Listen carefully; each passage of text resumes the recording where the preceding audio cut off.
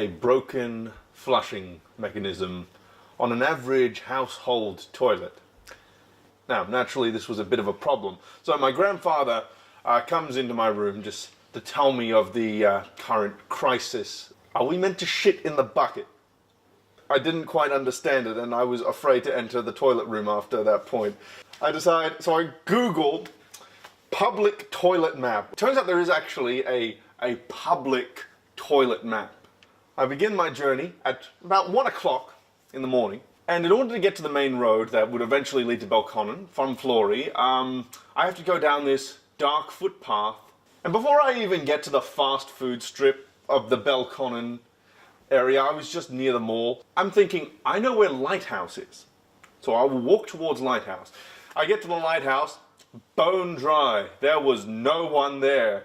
So I'm thinking, okay, I haven't run into a McDonald's yet. I'll just keep walking forward.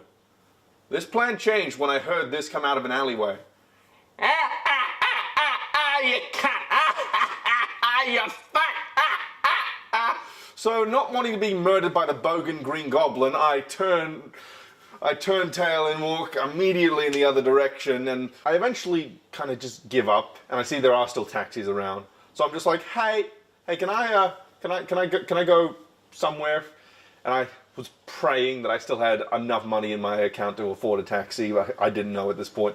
So I took the taxi to my mum's house, and finally I could release the steaming pile that had been building up in my insides for the last 5 hours or so. Next morning, my mum wakes up with an additional child in the house, and she was just wondering, hey, why did you come over here? She was like, I need to take a shit. I needed to poo. I was just like, okay, why didn't you use the toilet at your house? Oh, because I didn't want to shit in the bucket.